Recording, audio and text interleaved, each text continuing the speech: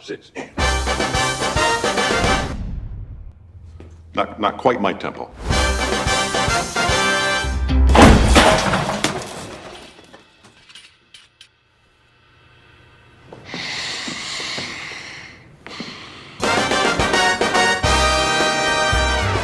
Obviously, Fletcher stole the Notebook. It had to be. He saw it as an opportunity for Andrew to say, I can do it, I'll step up. Say it louder!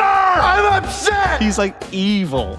But then he says these little like cutesy things. Oopsie daisy, forgot my jacket. They just don't fit together. It's a riot to watch. Welcome back, movie listeners. My name is Jon, and I'm a filmmaker. My name is Matt, and I'm a doctor. The movie list is a list of 100 movies that I have never seen before. I'm watching them for the first time. Jon is watching them for the 100th time. And we're going through them one at a time. And this week, we're going through Whiplash. It's okay. Not quite my tempo, but... Gonna run it back. No, we're good. Whiplash, man. What a wild ride, right? Oh my gosh. This one was a riot. I love this movie. I love this movie so much. Like, you wouldn't think that a movie about a freshman jazz drummer would be like absolutely captivating. It's so much stress. It really shouldn't be. Yeah. Your edge of your seat, absolutely locked in the whole movie. Yeah. And it's about a jazz drummer in his freshman year of college. Yep. So, like, when I watched this, I always tried to make a point to, like, watch the Best Picture nominees if I can. And I didn't know anything about this when it came out. I knew that it was like the guy from Spider-Man was in it, and that's what I knew. And I remember I was in my room watching this on my laptop, sweating. It should not be as stressful as it is, and it's crazy, but yeah, I mean, it really does. They're doing a fantastic job of putting you in the stress. 100%. Yeah. It's J.K. Simmons' character Fletcher. He's just a force in this movie. It's some of the best acting I think we've seen in any of the movies that we've watched so far. Yep, got him an Oscar for Best Supporting Actor in 2014, which was a pretty loaded year. Was it? Yeah. So I guess this movie was made in 2014, right? It came out in 2014, yeah. And then the Oscars, was it the 2015 Oscars that it was technically a part of because it was made in 2014? It's like comes out like February or March or whatever of 2015, but it's for the 2014 It's for Oscars, the 2014, yeah. right. Okay. Yeah. And I know this one was nominated for more Oscars than it won. And it didn't win Best Picture, right? No, it was nominated for Best Picture. I want to say it was nominated for 5, and it won editing, totally deserved, sound design, and then J.K. Simmons for Best Supporting Actor. It didn't win Best Picture. Birdman won Best Picture that year for 2014. Which a great movie. Yeah, that's what I'm saying. It was a stacked year, 2014. Yeah.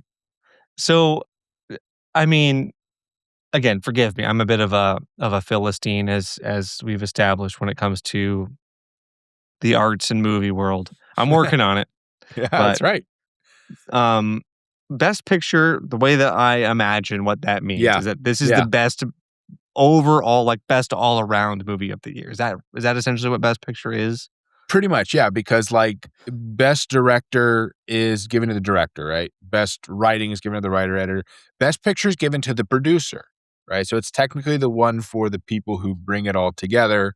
And it's voted on a little bit differently too, right? Directors are mainly especially the sciences, like the sound and sound design and costume design, those are primarily voted on by those pieces of the Academy, right? Costume design, Academy, and all those. And then there's secondary voting where the whole Academy can vote. So when you see thanking the Academy, that's basically people who have been in Hollywood long enough and have contributed to the film industry long enough that they're invited into that voting process, right? So Spielberg and DiCaprio and Scorsese and all these people are part of the Academy, but it's also the individual trades and the key arts, and the art direction and costume design and makeup, they all vote too.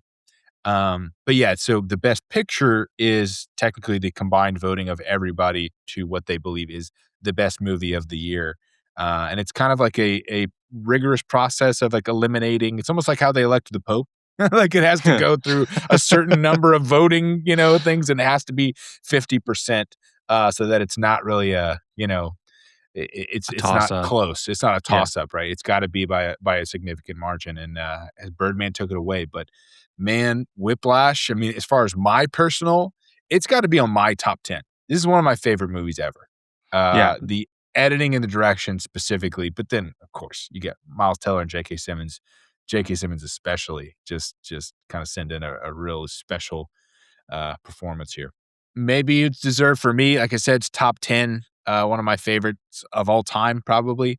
But if you guys haven't seen it or it's been a while, then let me give you a little refresher on what Whiplash is all about. Andrew Neiman, Miles Teller, arrives at Schaefer Conservatory with one clear goal: earn his place among the best jazz musicians of all time. He thinks that chance comes when Terence Fletcher, J.K. Simmons, the feared conductor of the school's top studio band, notices him and pulls him into his world. But what seems like a dream quickly becomes a nightmare. Fletcher doesn't just demand perfection. He attacks every weakness until Andrew is pushed to his physical and emotional limit. As Andrew sinks deeper into that pressure, Whiplash becomes a story about obsession, control, and the dangerous line between pushing someone to greatness and breaking them completely. All right, I'm anxious for some reason. I'm not sure why. But Matt, interesting character of Fletcher. What was your big takeaway off your first watch of Whiplash? Right. So Fletcher is a force, let's just say. Yeah. There's like a dichotomy to him, the way that the character is played. Yep. Where he's like almost like a Dr. Jekyll and Mr. Hyde kind of vibe going on, where he says things that are not just like, they're almost cute. Like I had a hard time finding a good word for it. I was thinking about this all day, but like right at the beginning of the movie when you see Neiman playing the drums in the practice room, and then he doesn't realize that Fletcher's standing in the doorway, and then he's, oh hey, oh sorry, and he's like, oh, why'd you stop playing? I'm looking for players, and then he starts playing again. And then he's like, Did I ask you to start playing again? Sorry, I asked why misunderstood. you stopped playing, and your version of an answer was to turn into a wind-up monkey. Sorry, I thought. Show me your rudiments.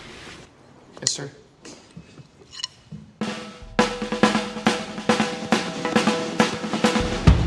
Double time swing. No, double time. Double it.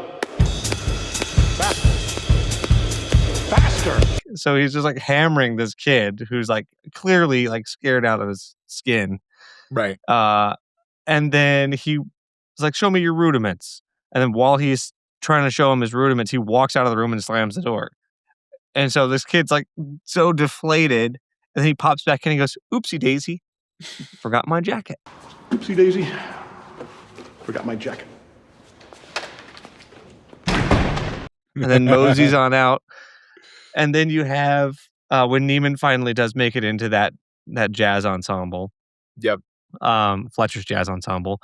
He walks in and Fletcher's like, oh, we've got a squeaker today. Neiman, 19 years old. Isn't he cute?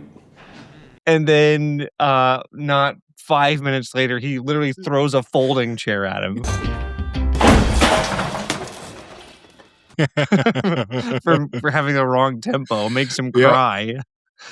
And then he he kicks Elmer Fudd out of the band.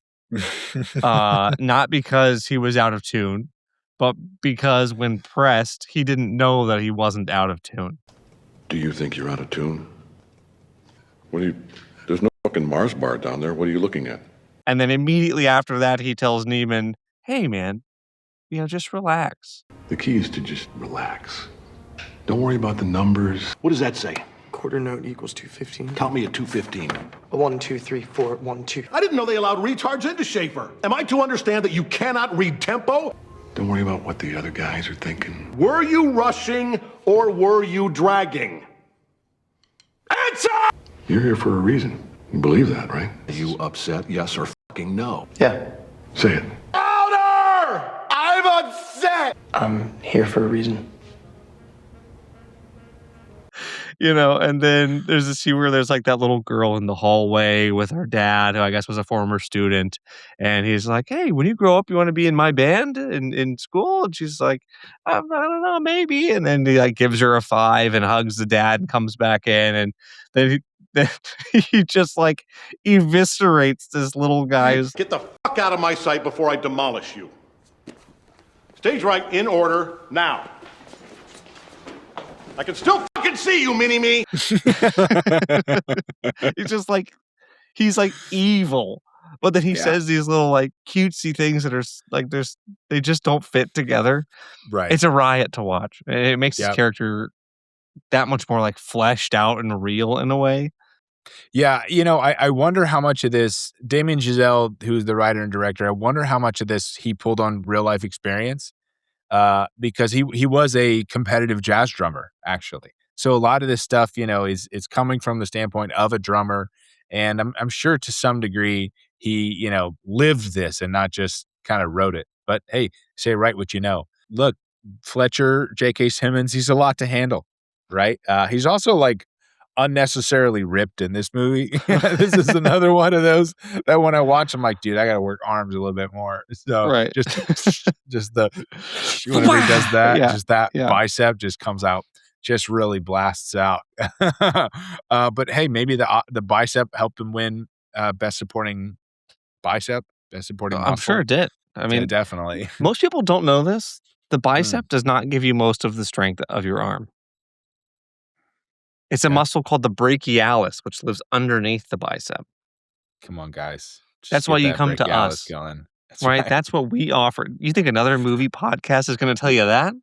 Right. If any like girls out there, if they're like, let me feel that brachialis, babe. Let me just, wow. Get those biceps out of the way. Let's feel what's underneath. I'm exclusively going to work my brachialis. My biceps going to be completely flat, but I don't know what it is. But my brachialis is going to be just ripped. But it's strong. She's like right here. She's like, what's wrong? Medicine. Nothing. Medicine. Everything's fine. I'm a specimen. But yeah, he was a specimen in the movie in a number of reasons. But, I think maybe, just maybe, right? Don't judge me. Maybe Fletcher as a character is just misunderstood a little bit, right? Okay. I know everybody hates him. They just peg him as a villain. But to a degree, Fletcher orchestrated everything that happens in this movie to Neiman. And I don't think it was to torture him. I was thinking to make him great. Not good, great. Right? So you can say it's unconventional. You can say it's dangerous, manipulative, all these things. But it was for evil, sure. But at the end of the day, it was for Andrew. Right? Yeah, so obviously, you mentioned he throws the chair at the head, right? It's the famous scene. And then he quotes the Charlie Parker story, right? So he says, Joe Jones, who was a famous drummer for Count Basie, throws a cymbal at the head of Charlie Parker. Charlie Parker dodged it, and that's why they call him Bird, and that whole story, and that made him great. That's not a true story, by the way. I looked it up. That's a lie. Joe Jones threw a cymbal at Charlie Parker's foot because they had changed keys, and Charlie Parker was playing saxophone and didn't hear the key change. So he was trying to help him. But it embarrassed Charlie Parker enough that he went away for like 4 years and practiced nonstop and came back to the same bar that he got embarrassed at and, showed that he really had his stuff. So still to a degree, that story rings true, right? Right. The point is true. The point of humiliation as a motivation, right? Which is sad to say, but to some degree, some people need that, right? They need to be pushed hard to that level to see how great they can become. I say this all the time. Okay. Humiliation. I say humiliation is a great teacher. Absolutely. And that is like in the medical world, when you do rounds, it's like lining up for public humiliation. Like when you're a freshman, fresh baby, bouncing baby doctor with bright eyes and a bushy tail, that doesn't last very long. Right. Because like day one in the hospital, they're like, all right, tell me about your patient. And you're like, how do you know what I mean? Like you just don't know. You don't know anything. Right. And so you're just embarrassed all the time. And like the only way to get out of that is to get good. Right. There's no other way around it. Right. And so, yeah, humiliation is a great teacher. I say that all the time. It's painful, and that's the point. Yep. He wasn't trying to break him down. He was trying to world-proof him, right? And I think that, like I said, he orchestrated things, no pun intended, throughout the whole movie to kind of set this up specifically for Andrew. I think he believed in Andrew, right? I look at the Notebook scene, right? So the first chair drummer gives his notebook to Andrew, and Andrew looks for a second away, and then it disappears, right? And that just happens to lead to the events that makes Andrew the first chair drummer now, right? Mm-hmm. Obviously, Fletcher stole the notebook, right? It And had I to know be. this because he had already yelled at them before of stop leaving your notebooks around or I'm not going to be so nice next time. And then when he's talking to the drummer, he's like, you haven't memorized it? He goes, no, I can't. It's a memory problem. I need visual cues. He says, you know this. So Fletcher knew that the first chair drummer didn't have it memorized, and that if he stole the notebook from him, he wouldn't be able to play drums. He saw it as an opportunity for Andrew, and so Andrew would have to move in that. And it gave Andrew an opportunity to say, I can do it. I'll step up. You know this. I need the music. It's my memory. I need visual cues. Visual cues. Yes, it's a medical condition. Medical condition? What are you, fucking Sanjay Gupta? Play the damn music. I can't. I can. Yeah, I think every challenge is also is like a test. Yep. So, and Andrew rises to the occasion every time. And that holds true throughout the movie, no matter what is thrown at him. So, Yep. and he didn't know Andrew was going to say, I haven't memorized every single measure of the song. Right. But if he But he leaves the did, space. he was prepared for it. That's right. He leaves the space for him to, right? He doesn't force him into it. He leaves the space for him to. Right. And as soon as Andrew starts getting comfortable in his seat of first chair now, then he introduces more chaos. He brings in a third drummer and makes them do this.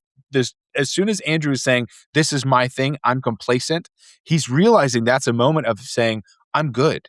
He doesn't want him to be good. He wants him to be great. So he introduces more chaos, right? And then, of course, it gets a little too far to the point where it almost risks Andrew's life, and we'll go into that later. But it all kind of comes to this point of the JVC at the end, right? It's the big climax.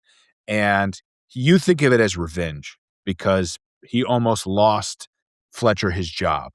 And so he gives him the wrong song and then humiliates him in front of this whole crowd on this big JVC event. I think I'm fucking stupid. What? I know it was you. But first, we're going to start out with a new tune by Tim Simonek called Upswinging.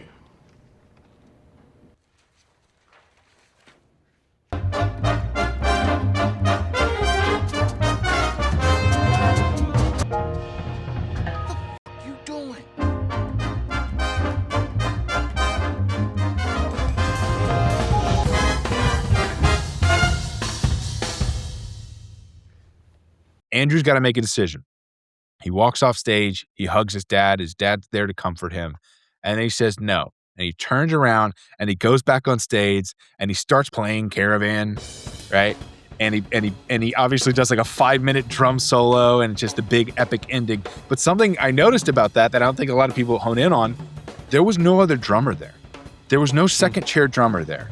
So he's doing something that he knows Andrew's going to be humiliated by. Good chance that Andrew's going to leave after that because he thinks this whole thing is a setup, which it kind of was. But there's no other drummer there, which means that Fletcher's had this as an opportunity specifically for Andrew, knowing that even though he was going to humiliate him, he was leaving an open chair for him to rise to the occasion. So all this has been orchestrated by Fletcher to make Andrew what he can become so that he can make him great. And I think at the end, you get that final moment where Fletcher kind of sits back and for the first time, he kind of smiles and he sits and he sees what he has created, not something good, but something great, which is Andrew.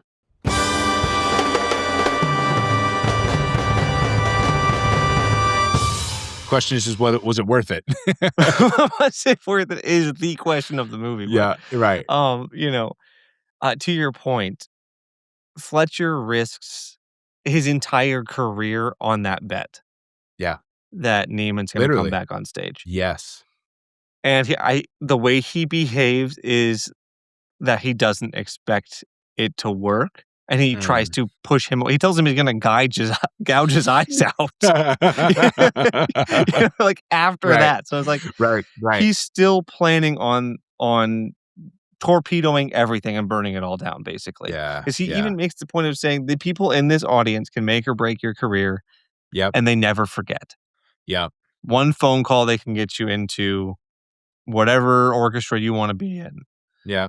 And they never forget. So if you mess it up, everything's ruined. And then he sabotages Andrew, but leaves that seat open for him.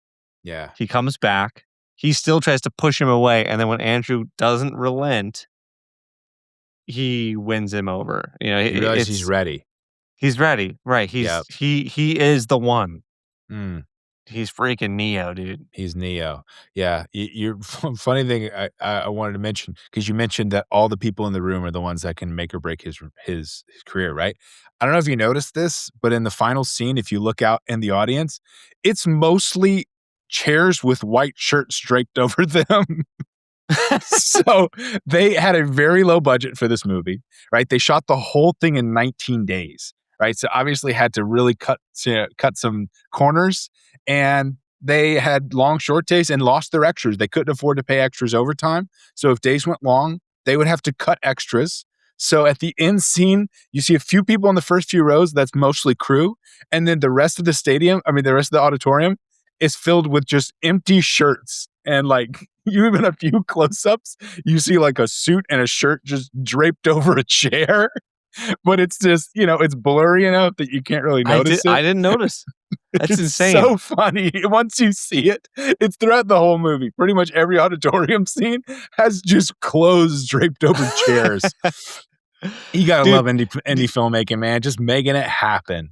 Did you say this was filmed in 19 days? 19 days. Napoleon Dynamite was 23. Yeah.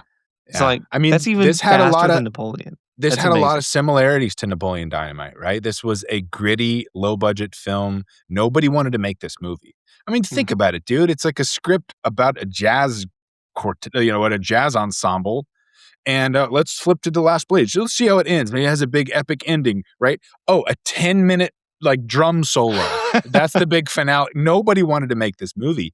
So what Damien Chazelle, the filmmaker, did was he made a short film, got it to Jason Reitman, who made Juno, and Jason Reitman loved it. And so he's like, I'm going to help you put some pieces together.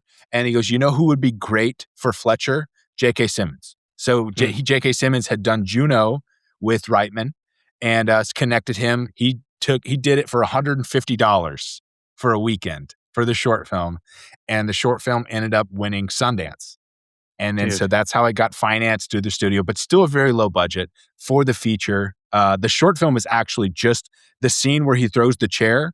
It's pretty much a shot-by-shot replica of that scene. It's really cool. So he knew even then when he was doing the short film, he knew exactly what kind of movie he wanted to make. But then, to go from a short film where you shoot over a weekend to being nominated for Best Picture, 3 Oscar nominations. The dude's got chops. 5 Oscar nominations, 3 Oscar wins. And, but yeah, Chazelle's got chops, man. He's on this list a couple times. So we're going to see more. But we needed to start with this first one here, Whiplash. I love it. I'm glad we did, honestly. This is one of my favorite ones on the list so far, for sure. Awesome. And I agree with you. It has got to be a top 10 for me. Yep. Well, we started with the end, with the big drum solo, and he has his long drum solo, and he stops with that kind of snare roll where he goes really low, and then he starts getting faster and faster and faster. And sort of to kind of take us back to the beginning, that's the same audio used in the beginning of the movie, right? When it shows the title card of Whiplash, the snare roll is the same audio. Mm-hmm. In fact, when it cuts to Andrew rehearsing, the drum solo is a lot of the same pieces of the drum solo. He's working on his double time swing already.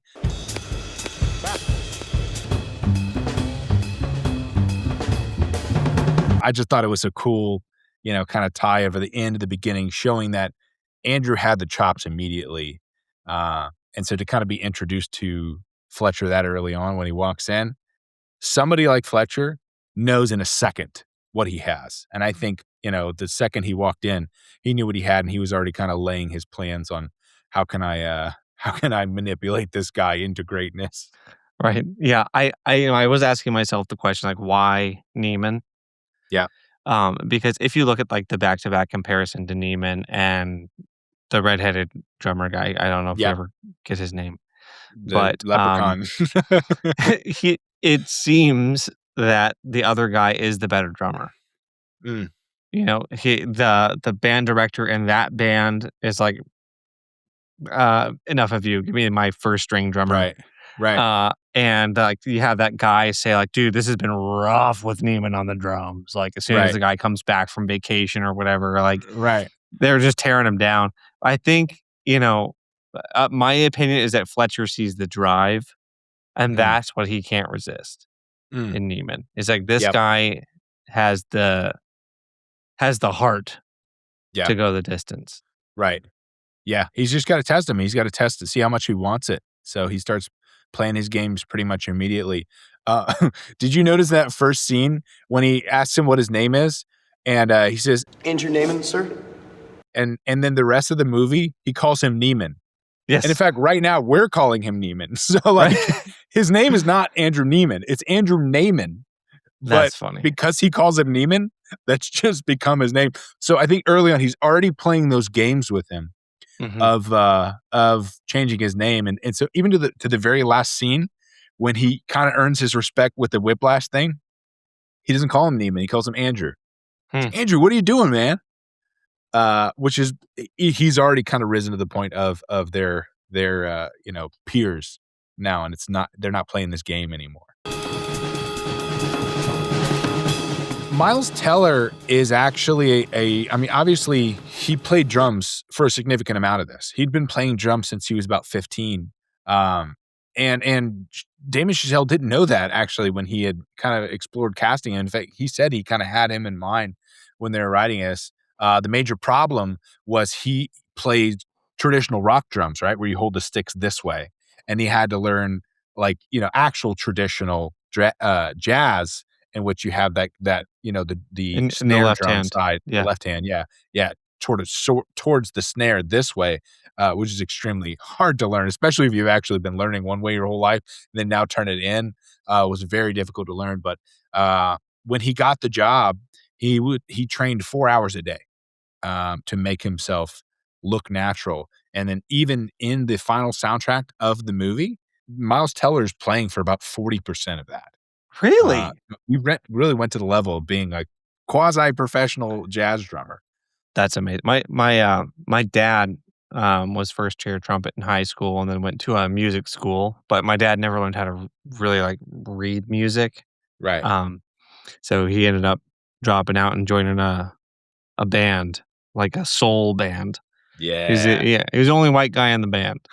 Oh, it was good. It was good. Yeah. Did they have nicknames? They had nicknames. The lead singer was Sweet Pook. And they called my dad Dusty. Yes. Sweet Pook? Sweet Pook, dude. What does that even mean? Yeah. And then the drummer was I think they called him Bam Bam. Yeah. Yeah, there's a lot of cool. Dude, this was the 70s, I want to learn to play jazz just because I want a sweet nickname like that. They always have cool nicknames, right? Like Charlie Parker is called Bird, right? Yeah. And obviously the lie is that he was called that because he dodged the cymbal. Apparently he's just called Bird because while they were on tour, he loved chicken so much. One time they hit a chicken, like while they were it was crossing the road and they hit a chicken, and he brought it in the van and then cooked it that night and ate chicken like that they caught on the road. So it was like Road Bird, and then it was just Bird, which is a crazy story. The reason I brought up my dad is he was over today and I was playing him the music earlier today, which I've been doing like all day long, listening to Caravan and Whiplash and what. But he asked me who the drummer was on the album. He's like, "Who is this?" He gave me a couple names because I don't know. My dad knows everything, but Yeah. yeah, he gave me a couple names of drummers. I was like, I don't know, but I was almost like, I think it might be the actor who actually He did is in some of the some of drums it. for Yeah. this, Yeah. which is pretty cool. It's really impressive. And Yeah. I saw an interview as I was kind of like doing the research for the movie Yeah. of J.K. Simmons talking about how uh, he was training to be a like he went to music school. He was going to be a composer and a Yeah. conductor. Yeah. So like he described it as a lifetime of preparedness coming into this role. Yeah. And there's just some interesting things. Like my wife was in school for music, and I met her at that time. So I spent a lot of time in the music school just because I was like trying to get time with this girl. I would like sit in on professors' classes until they were like, "So you're here again today?" I'm really, I've probably been passionate. doing too much. Really passionate about French horn. I really want to know a lot about it. It's going to help me in my medical career. Right. So anyway, but she points out things to me about, like, I showed her a couple of clips from this movie, and she pointed out that a lot of times people who conduct instrumental bands without any vocals, they're much more prone to doing this when they want you to stop playing. And people who tempo. do like vocal ensembles, some of them will still do that. But she said Yeah. that the way that she was taught, if you're doing vocal, you shouldn't close your hand because that's like telling your performers to close their mouths. And you don't necessarily want them to abruptly shut their mouth. So Right. they'll like bounce their hand. They're too sensitive. The They're singers very can't handle it. sensitive. Yeah. Yeah. So, but yeah, when he goes, "Swat," she said Yeah. that's very much like you're doing an instrumental only band if you do That's that. cool. That's cool. Yeah. I like Which that. is just a cool thing about how he conducts. Yeah. Yeah. One of my favorite scenes in the whole movie is when the very first time Neiman's sitting in on his class, and J.K. Simmons puts up his hand like he's about to conduct, and then it just pans across all the performers and how they're all like just like Ready. waiting on bated breath, looking at his hand like they're about to like pounce. You know what I mean? Yeah, Everyone's yeah. like so tense. He gets off on the power of that too. He has to. Just like that The he's way his playing- character is. He's playing the orchestra. Yeah. Michelle pointed out that there's a weird, like, almost like a tension Mm. in the way that he's conducting versus how the band behaves. Right. In that, like, a conductor who is not a real conductor, who's an actor Yep. who's trying to play a conductor, they're usually really tight and tense because they think they're supposed to be rigid. Right. But J.K. Simmons is not. He's Right. super loose. It's just Right. like a real conductor is like that. Hmm. And if you have a conductor who doesn't know how to do it and they're super tight, the Yep. band will behave very tight. Right. I mean, if you've ever been conducted, you'll kind of understand that. But it doesn't work that way in his room. So he's loose and rolling with it, and his whole band is like it's super tense. Right. And there's like that juxtaposition between him being like, yeah, give it to me. And they're all just like playing for their lives, Right. Which Is I it think different the with cool jazz thing. though? Like, because jazz is a little bit on the offbeat. No, I think like his shoulders are down. He's Yeah. real relaxed. He's walking back and forth. Yeah. It's not like what you think of at the front of an orchestra. Right. Right. And that's what people have in their minds for conducting. So if you have an Yep. actor conduct, they're going to be more rigid. Yeah. But the band, and jazz, you think jazz is being like the most loosey-goosey kind of music. Right. But they're all like on a razor's edge. Yeah. And I mean, obviously he can hear all that. In fact, when I was watching the famous Not My Tempo scene, right? You and I, a lot of our listeners don't know this, but Matt and I were in a band together back in 7th grade and through most of high school. It's called Sword Pie. Cue the picture if we have one. But just imagine 7th graders with greasy hair. Matt was our drummer. I played bass and was our vocalist. I've been a musician most of my life, and so I love musical movies like this. And I still play bass pretty regularly, bass, piano, guitar, some drums. So the musician side of my brain took over a little bit on the not quite my tempo, right? It shows the music and it shows the top left. You see a number, the 215, right? That's the BPMs essentially. That's the tempo that we're playing at. And he says we're going to play a little under the tempo here. And he goes, here we go, 2, 3, 4. And it's actually in 7/8, which is a difficult time. Jazz is in these weird times. Most songs are in 4/4. He says in 4, that's what he's talking about. 1, 2, 3, 4. 1, 2, 3, 4. This is in 1, 2, 3, 4, 5, 6, 7. 1, 2, 3, 4, 5, 6, 7. Right, it's in 7/8. So I was curious. When he says you're not quite my tempo, was he just messing with him, right? Like at the beginning, was he talking about, was he just trying to throw him off? Or was he actually not his tempo? So what I did is I took the famous scene in Whiplash, brought it into Premiere, lined up the beats, and I brought in a metronome to see, was he actually not his tempo? Were you rushing or were you dragging?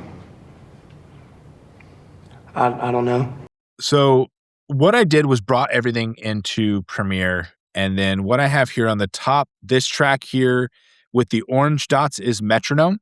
So I actually figured out what tempo he's in when he's clapping, 180 by the way, and brought that in and then put in markers for every one beat on the metronome and every one beat on the actual Whiplash track. So in orange here is going to be Fletcher's time, orange because all of these scenes are orange.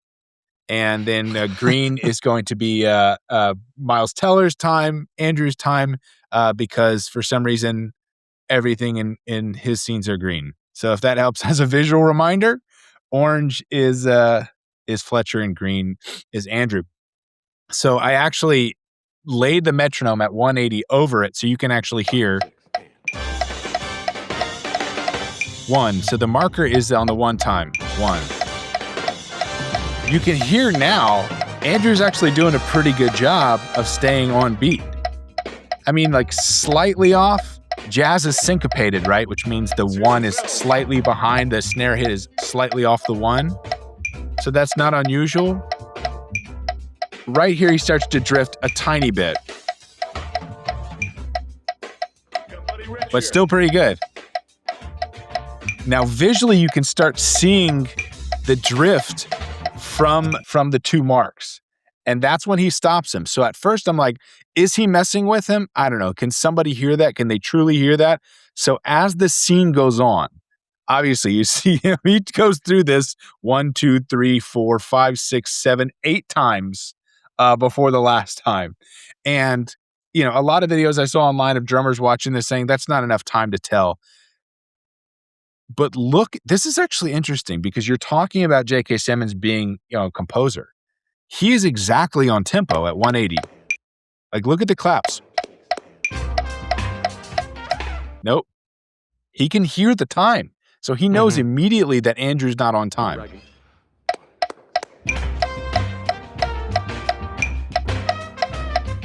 Now look at that one right there. That's the 1 and that's the 1. He hears that immediately, even if the audience at home doesn't hear it. He can hear it. In fact, one cool detail I noticed in this is if you watch him, he's still counting in time. Right? I'll back it up and I'm just going to solo this metronome track. Watch Fletcher's head. Watch his head on the downbeat. Exactly in time. Whereas if you solo only Andrews, it seems like he's off. So like quite literally, you can actually visually tell the green is Andrew, the orange is Fletcher. Before he throws a chair at him, is he rushing or is he dragging? We can visually see here the green is ahead of the orange. He's actually rushing.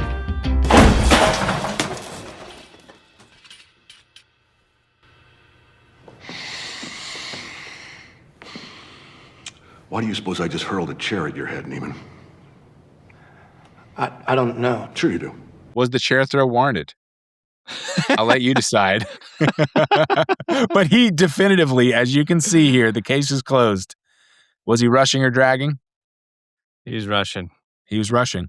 So one of my favorite scenes is where Elmer Fudd gets kicked out of the band. It's just because there's no reason for it. Right. There is, but it's really it's Fletcher being kind of cruel. He's playing with their minds. Yeah, exactly. He's like, Yeah. hey, somebody's out of tune. And then he kind of starts narrowing it down. And he's like, okay, someone's out of tune in this row. Yeah. And he's like, now, is it worse that you're out of tune and you're not telling me, or that you can't tell that you're out of tune? I'll say that's worse if you can't tell. And then he goes up to the guy that he calls Elmer Fudd, and he's like, tell me, are you out of tune? Yeah. And he's like, I am. It's me. And he's like, I have a perfect analogy for this. I have a perfect parallel for this in movies. It was the scene in Hook. I was about to say the same thing. and who didn't believe I could do it? I did. Who doubted me? I did. You. You, not you. No, not you. No, you're in tune. You're not in tune. It's the boo box, dude. We have an out-of-tune player here. Whoever it is, this is your last chance. Yo! You bet against me bringing Pan back here, didn't you? No. Tell your captain the truth. Say it. Say it. I did. Yes, you made a boo-boo. I did. I did. The boo box. No, The boo box. Yeah. It's the boo box, dude. In the movie, he actually puts Elmer Fudd in the boo box. You. Yes. So that scene is not just you. And then, again, back to the Jekyll and Hyde thing, he kicks him out, and then immediately he's like, "I just kidding. It was you who was out of tune." Yeah, and that guy just gets a pass, Yeah, that's a lot. Yeah, it's a ton. It's a ton to handle, but it's one of those scenes. It's like this is showing Neiman what this room is about. Neiman. Yeah, and it's just. And then immediately after, he's like, he's just too relaxed, man. That's where he's got his arm, on the wall next to him. Yeah. I mean, early on, that's when he's setting his hooks in, right? He's being all friendly. He's asking him about his dad's career. Oh, his mom left. I think immediately he knows this is somebody who's vulnerable, right? Mm-hmm. He's had a rough childhood. He's already broken. He's going to be very easy for me to manipulate and set my hooks in. I mean, it's predatory in that sense of he's asking that stuff and then immediately turns it around and uses it as a weapon, as a bludgeon to hit him on the head with. Minutes later. Pretty evil. Pretty evil. Yeah. But effective. It works. Right. I mean, at its best, maybe drill sergeant, right? Maybe he's really breaking him down to prepare him for war. And I don't know what the jazz music scene in New York is like, but I'm sure it's pretty cutthroat. I'm sure it's pretty intense. And maybe you got to have tough skin to be able to live through it. And he sees something in Andrew. Yeah.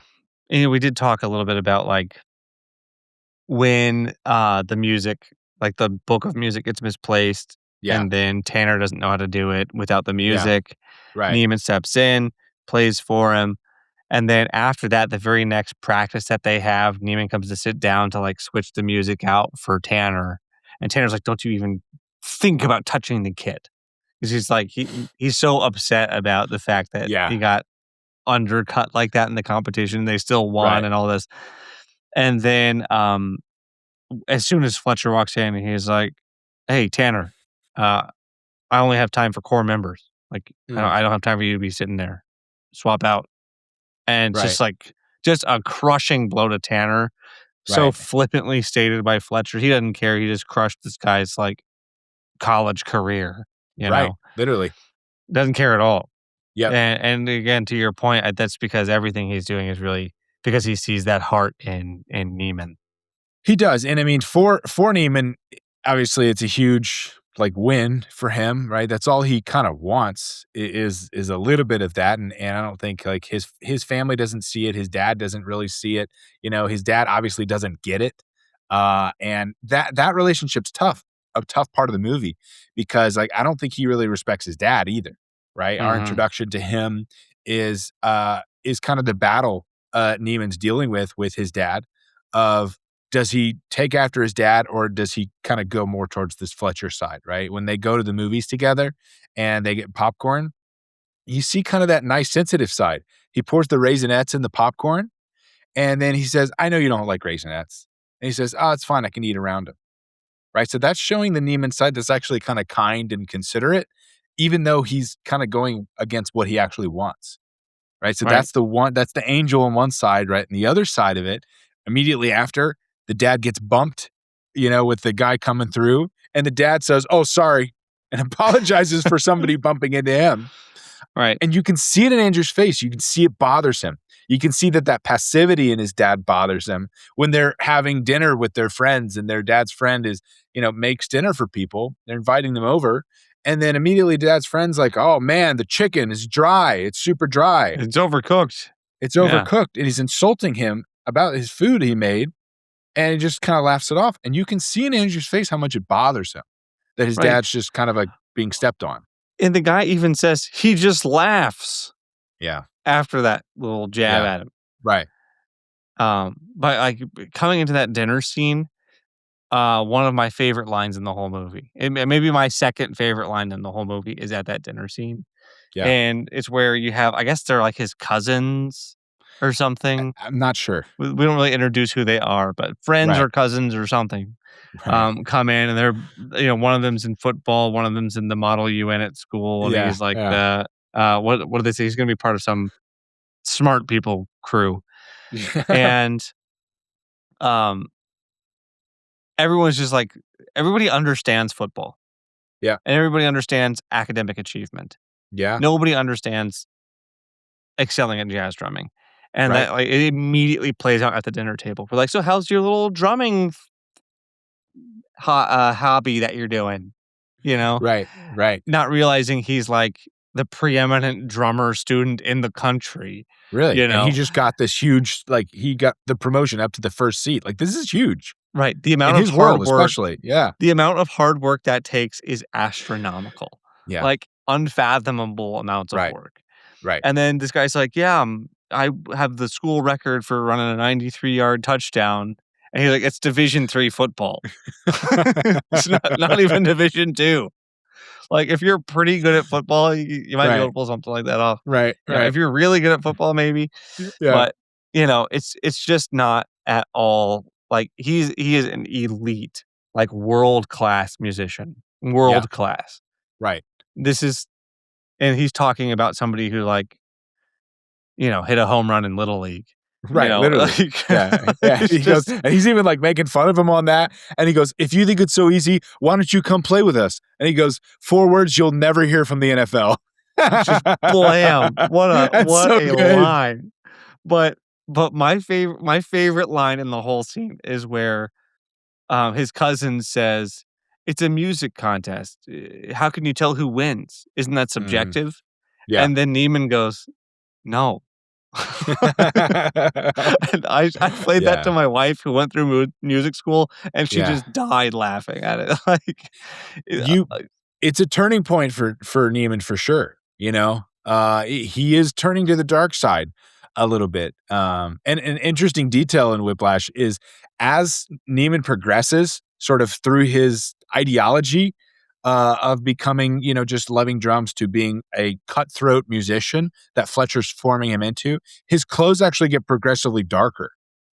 So as at the very beginning, he's white, he's innocent, right? As he starts going, he's wearing blue, he's wearing gray, he's wearing, dark navy blue. This is the point where from this point on, essentially, he's wearing black. He's becoming another Fletcher, right? It kind of reminds me of like Star Wars, of like Luke Skywalker at the beginning wearing all white in Tatooine. And then it's like the closer he gets to Palpatine and Vader and the dark side, he's wearing all black by the end of Jedi.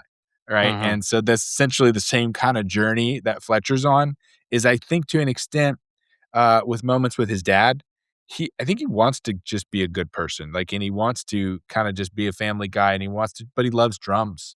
But at the same time, he just has this like fire in him that's insatiable that would feel like his life is a failure if he's not the best in the world, if he's not Charlie Parker, if he's not, Joe Jones, if he's not these heroes in jazz music.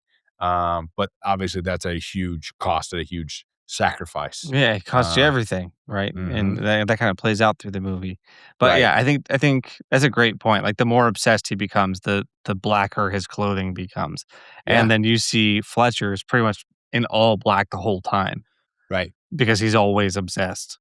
Yep. And their obsessions are different. So you have Right. Neiman, whose obsession is to be one of the greats. Yeah. Like not to be great, to be one of the greats, The greats. which Yeah. he specifies Yeah. in the movie. And then you have Fletcher, whose obsession is something a little different, which we have to kind of assume that he has maybe failed to become one of the greats himself. Yeah.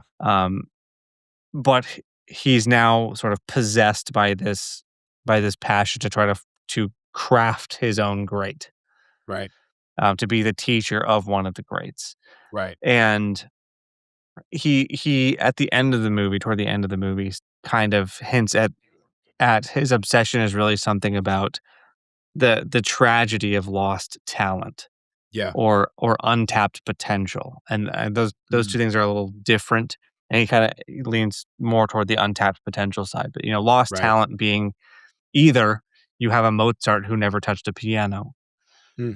And I think everybody's kind of wondered about this at some point. Like, there are probably geniuses in everything who, ended up having to do something else with their life. They're accountants or farmers or doctors, but they would have been the best trumpet player ever to exist. Right. But they never touched a trumpet. So that that's sort of lost talent. That one's kind of ephemeral. But then you have lost talent, like you have someone who is world class and they die too young. Hmm. Which actually does play out in the movie with Right. Fletcher's student, who Yeah. ends up ending his own life. Who's a trumpet player. I think they say that is what he did. So that's kind of the tragedy of lost talent. And Yeah. then the tragedy of untapped potential. And that's what he can actually affect. And so he is obsessed with that. So Right. Fletcher is looking at Neiman and thinking, you could be one of the greats. You have the fire in you to be one of the greats. Right. But heaven forbid someone doesn't push you hard enough to get you there. Right. If someone tells you, good job. Yeah. Which Fletcher's my number one favorite line in the movie is when he says there's no two words more dangerous in the English language than good job. Truth is, I don't think people understood what it was I was doing at Schaefer. I wasn't there to conduct. I was there to push people beyond what's expected of them. I believe that is an absolute necessity. Otherwise, we're depriving the world of the next Louis Armstrong, the next Charlie Parker. There are no two words in the English language more harmful than good job. Even though that's a horrible way of living your life, he has a point in that if you do a good job and someone tells you good job, you're not going to push yourself to do a great job. Right. And he didn't ever want to let that happen to Neiman because he thought he could be great. So he didn't want to let him settle for good. Right. But he tortures him for it. Well, I mean, it's funny. You mentioned Mozart, right? And so I kind of see the similarities of like Mozart and Salieri, right? Like there's that scene in Amadeus where Mozart's on his deathbed. And Salieri is writing his last his last symphony because he has to, right? Because Salieri has now gone beyond the level of competition and jealousy and all these things to the point where I think Salieri realizes this is a gift to the earth, and it would be a travesty if whatever this last symphony that Mozart has to give to the world, which is the Requiem, which is gorgeous and scary and sad and all these things, if the earth doesn't have that, that is a huge that's a huge failure of mine to not do my part to see that through. And it ended up killing Mozart. I mean, Mozart was literally was trying to heal, he was on his deathbed trying to heal, and Salieri's pulling one last symphony out of him. But man, if it's not lasted the test of time, and it's a freaking gorgeous piece. That's a great corollary, and it's Yeah. it's on topic. It's musicians doing what musicians do. Right. Is trying to craft something that moves people throughout time. And it kind of back to the dinner scene, that's kind of Neiman's point. It's like, I'd rather die young and have people talk about me forever at the dinner table. Like, none of us ever knew this guy, and we're talking about him right now. Like, I'd rather be one of the greats. Right. So yeah, I think that's a really beautiful example of that in cinema. You mentioned the Jekyll and Hyde thing, because we do see bits of humanity break through Fletcher throughout the movie, right? And one of my favorite ones is when Fletcher just puts on this jazz piece in front of the ensemble and just allows it to kind of wash over him. Mm-hmm. And you see, beyond all the crazy competition and the games, the manipulation, and the chaos, he just loves music. Actually, on the DVD, there's a deleted scene which is pretty cool, which is just Fletcher in his apartment. And it's kind of it's not like crappy, but it's just bland. There's nothing exciting about it. And he just puts on a jazz CD, and he's drinking wine and eating a TV dinner by himself. And so you're talking about like the potential. Part of the sadness of Fletcher is you see it in that bar. He plays keys. He's obviously masterful musician, but he never reached that point. He never got to the point that probably even Andrew's at this point, and I think he regrets that. So now it's to the level of, okay, I can't do something great with my life. I'm going to now dedicate my life to making something great out of somebody else. Mm-hmm. So the tricky part comes from, like you were talking about at the beginning, at what cost, right? Yeah. The Sean character that ended up taking his own life, said it was a car crash, ended up taking his own life. And then there's questions of, are Fletcher's tactics responsible for that? Or to what level? Because they're almost definitely partially responsible for that, right? And so Fletcher is crying, in his office from this. But is he crying because of the loss of the life, or is he crying because of the loss of a great musician that could have been the loss of talent? Yeah, the loss of talent, right? And so, like, that's where it just loses the line of, this guy's not even a human anymore. All he cares about is greatness in jazz musicians. Yeah, he already paid the price. Yeah, is kind of the presumption that you have to make. He already gave up everything to try to be one of the greats, and he didn't make it. Yeah, and that's a huge risk. Yeah, that's a risk everybody takes when they try to be one of the greats. Right. And most people fail. Yeah. And so, there's a huge responsibility to trying to craft a great. The people who trained greats are weird people. It's true. They're all weird. They're all weird. None of them are normal. I mean, that's kind of the point, right? Like, do you want to have a happy life, or do you want to be great? Because I don't think you can do both. Yeah. And I think that, like, that going kind of back full circle into that last scene, that's kind of the sadness of it, right? Chazelle said in interviews he was really surprised by how people responded to that final scene. Because obviously, like, with Caravan and then the final 5-minute solo, it's just so epic, and the push on it's just so triumphant. It feels triumphant, right? But Chazelle was saying, to a degree, to him, the movie is about a drug addict who is addicted to this drug that's destroying his life and alienating him from all of his relationships. And then he gets clean because it almost kills him, right? Like, he gets in the car crash, which we'll go into, but like, it almost literally ends his life, this obsession, this drug. And he gets clean for a minute. He goes back to the white t-shirt, literally. And he's starting to find hope in other things, maybe a girl, maybe time with his dad, maybe just a normal life. And then, his dealer gets back in and pulls him back in. And so, to one extent, you can see that final shot of the dad's face of, wow, my son is something great. or you could see it as I've lost my son to this forever. Mhm. And that's kind of the duality of that scene is like, is it triumphant or is it tragic? Yeah, that's fascinating. It's it reminds me of like Walter White's story arc a little bit in Right. Breaking Bad. Like not exactly one to one. Walter White is an absolute monster. And But he I doesn't think start there. right. I think Vince Yeah. Gilligan, there's some interview that he did where he was talking about how he was trying to see how far he could push people, how evil he could make Walter and still have you root for him. I did it the whole time. I liked him Of the whole course. time.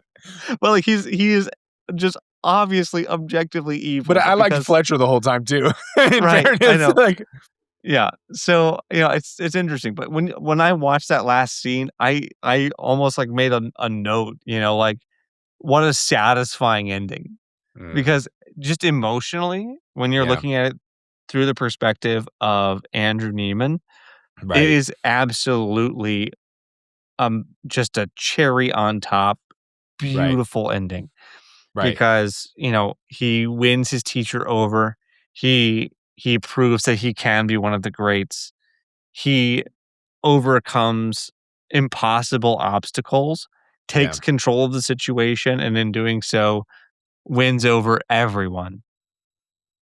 Um, and then you get to see him and Fletcher actually work together. Like when he's Yeah. doing his epic solo right at the end, and Fletcher, the cymbal falls down, and when Fletcher realizes like this is it, this is our breakthrough that I've been pushing for my whole career, he runs over and he pulls the cymbal up and he retightens it, and then he starts to direct Fletcher, or Fletcher starts to direct Neiman again. Into solo. Yeah. Exactly, starts to direct him Yeah. again, and Yeah. then like at that point they're working together, Right. and they just produce this masterpiece of a Something performance. Like great. Something I great. that is so satisfying. Yeah. And you get to see right before that, there's this fork in the road. And I think they kind of set this up over the course of the whole movie. And it's kind of hard to talk about with Fletcher being who he is. But if you ignore like the abuse of it all, Yeah. you kind of have Neiman trying to decide, am I going to play the victim, which is kind of the route that his dad is sort of pushing him toward. Like, Right. With the hey, lawsuit. you almost lost your life. This Right. guy is clearly pushed you too hard. Right. Yeah, we're gonna do a lawsuit. The guy loses his job, and like go live a different life than what this was. Yeah. And then you have what's in Neiman. Am I going to be the hero of my own story and go be something great? Yeah. And he has to make that choice at the very end of the movie. Right. And he hugs his dad, says, "I love you, but I gotta go be the hero of my story and become something great." Right. And passion like that, and in this story, cost him everything all along the way, and probably continues to do so after the end of the film. Right. But that does happen. I mean, it's true to life. I think that's why this movie It works. does. And unfortunately, like they brought up the whole Charlie Parker thing. Would you rather, die overdose at 35 or be talked about at dinner parties? Right. And so like to an extent, there's a cost of greatness. One of the obvious costs is when he's rushing to that competition, he gets T-boned by the car, which I was curious, Matt, from the medical perspective, what the likelihood of if you're getting flipped in a car for you to crawl out and then start drumming at all. He drops the Yeah. stick, but like how realistic is this? Yeah. Now it never ceases to amaze people's reluctance to go to the hospital. Like Right. people do not want to go to the hospital. But I'm if that usually ever- not like I broke my arm not too long ago, right? But I was a Right. lot like I want to go drum. right. Right? Yeah. I wasn't So, get to a gig. as that scene goes, so he got away very fortunate with how he Yeah. was hit by the size of car he was hit. Yeah. So I thought for my medical moment of this movie, I'll talk a little bit about Whiplash. Fitting, I would say. But also he got injured Vital. in just the right way to wind up with Whiplash. So Whiplash, not to get too into the nitty gritty and medical vernacular, but it's an acceleration deceleration injury. So you're moving, and then you stop all of a sudden, and you whip forward, and so it causes a flexion, or rather an extension of the neck, and then a sudden flexion. Right. So with the neck, extend backwards, flex forward. And then it basically causes either like a sprain or a strain of the neck. I like to describe it as it's kind of like you got, a couple days of just neck workouts all in an instant. Is kind of how that plays out. And it usually creeps up on you. So like right after you get in an accident, you're like, I'm all right. And then the next morning you wake up and you're like, oh, I can't move. And that's usually how it goes for people. But the kind of the two main ways you get that is either you rear end somebody, you get hit from behind, or you get hit from the side. So those are all good ways to wind up with acceleration, deceleration injuries of the neck. Gotcha. So that's Whiplash for you. It was just now that I realized the connection of Whiplash with the movie. I thought it was cool that the song was called Whiplash. And I was like, yeah, it's like, but also, the movie's like Whiplash, but also car wrecks. Yes. Also, that car accident probably caused him some whiplash. So he probably got some whiplash. So probably not, going out there and right. Well, and I gotta say,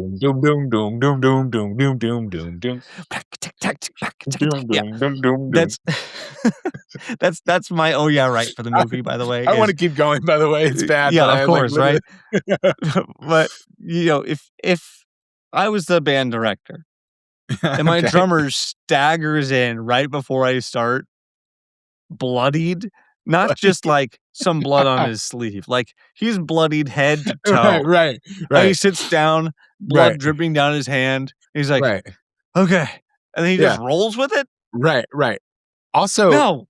This is like a college competition, right?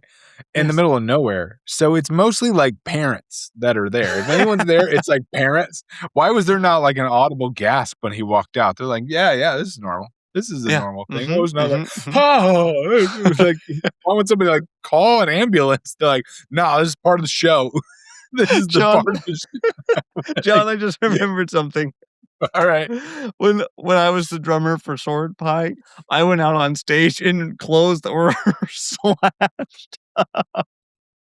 That's actually true. Oh man. All right.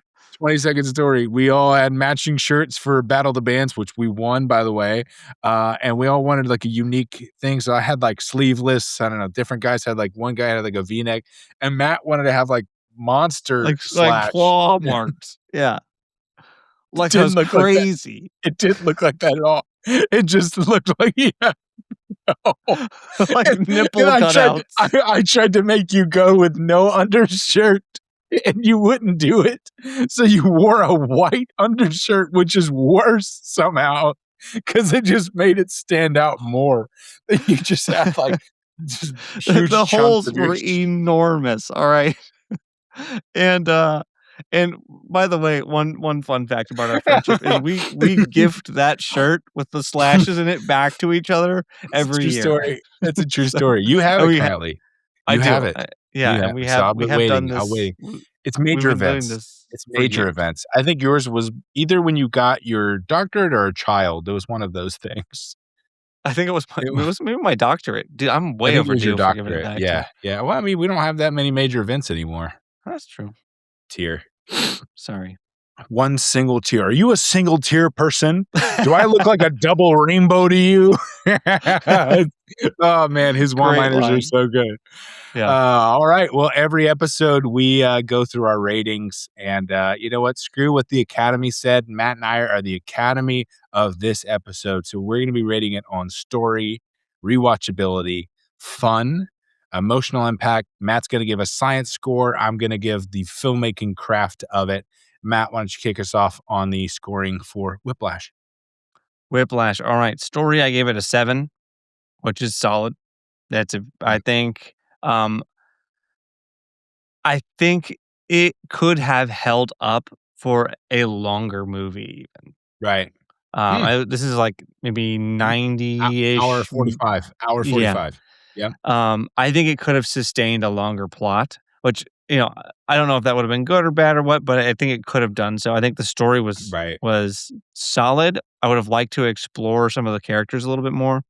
Right. I think the relationship with the dad had a lot of potential to sort of blossom into another maybe 20 minutes of the movie. Yeah. But the story is great. I think Neiman's character I wish had been fleshed out a Neiman. little more. Neiman, he was an interesting character, but his demeanor was so like muted throughout the whole movie just because of who he Yeah. is. In fact, we Right. didn't get to know him as like nearly as well as Fletcher, even though we had more time with him. But so for me, 7 on the story. Rewatchability is a 9. I will absolutely be rewatching this probably within the week. Yep. Fun, I give it a 5. I think factually, it's probably like an 8 on fun, but I had to squish it down because of the amount of stress to That get that part was fun not out of fun. it. Yeah. So 5 on fun. That's funny. Emotional impact is an 8, just because it's as you go through like every emotion, like you have these victories throughout, like when Neiman earned the part, Right. when it's nope, other drums, when he starts like really feeling himself as he's going through the ensemble and they're going through competitions and all that. And then Right. the ending of being Right. one of the most satisfying endings of any movie I've seen in recent recollection. 8 on emotional impact. Science realism, I give it a 9. Nice. I don't have a lot to draw back. It's not a very sciencey movie. The only thing I really drew back on is him running another couple blocks after being hit by a semi. I have some doubts, so I'm Yep. going to scratch 1 point off. Okay. So 38 overall for me on score on this one, which is extremely high for That's our very, list so very far. high. That's fantastic. Awesome. Story out of a 5. Again, I look at story as, plot, character, dialogue. The characters and dialogue are superb. Not much there on the plot side, right? So it kind of just is like a number of scenes that has stuff in between. Is kind of how I feel about this movie. But those scenes are extremely good. Right. So, if you go on YouTube and just type in Whiplash scenes, it's going to come up with 5 scenes. Those are all amazing. Everything else is just kind of filler, to be honest. But still, 5 on the story. Rewatchability is at a 9, though. I'm right with you, Matt. I could watch this right now. If Yeah. we end this podcast, I could watch it right now. It's that good. I always love watching this movie. I think on this list so far, I'm thinking through, this is probably the movie I've seen the most on the list so far. Wow, Very, that's very impressive. rewatchable. Fun, I have it a 6. Same thing, very fun. The music probably pushes it up. There is a stress element to it. There is a little bit of a depressing element to it Yeah. too. And I think any kind of person who's been in those environments, I haven't been in those environments, but I have worked in film for a long time. I've had some similar bosses, ADs, producers, what have you, that have triggered me to that extent. So that part's not fun. But the other side of it is very, very fun. Emotional impact is an 8, right? Thus, everything I just said before, kind of leading to that. That the stress of it, the really the whole like gamut of you care about these characters in a weird way. You care about Fletcher. You feel bad for him, so you feel a little sympathy for what you see in him being a tragic character, and then also like anger and embarrassment and all that stuff. It's an emotional roller coaster for sure. And so that leads to a filmmaking craft of an 8 for Damien Chazelle's first major movie. I think he had made a film school feature, but this is his first major release. Man, it's good. I think next we'll probably do La La Land. And this, you can see a lot of Whiplash and La La Land, totally different tone. But I love the musicality of it. You see the love of music. I'm a huge jazz fan myself. A big Thelonious Monk guy, big Count Basie guy. So all those references in there make me very happy. And so, yeah, overall, I think a wonderful movie. I think this puts me totally at a 36. So, yeah, Matt, I want to say, spoiler alert, this might be our highest rated movie. It may have passed Green Mile But I guess we'll find out. So coming up soon, guys, we're gonna have Turtle Club episodes soon. We'll probably do another live bonus features. Let us know what you want us to talk about, because we're gonna talk for 2 or 3 hours. So join in on that and start Really giving fun. us some ideas. And then next week, here we go. You got 1 week to watch Close Encounters of the Third Kind. Oh. This was inspired, I'm not going to lie, inspired by Matt and I went and saw Project Hail Mary last week, had a reference to it. He didn't know what that was. So I feel like he needs to get brought in to the Steven Spielberg sci-fi classic Close Encounters of the Third Kind. And if you guys haven't seen it, now's your time. And if you haven't seen it in a while, now's also the time. Link down below. Link down below. Also down below. Like and subscribe, guys.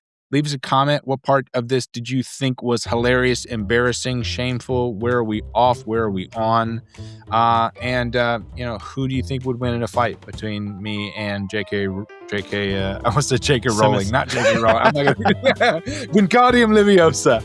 All right, guys, this has been the Movie List. He's Matt. I'm John. We'll see you next week. See you guys.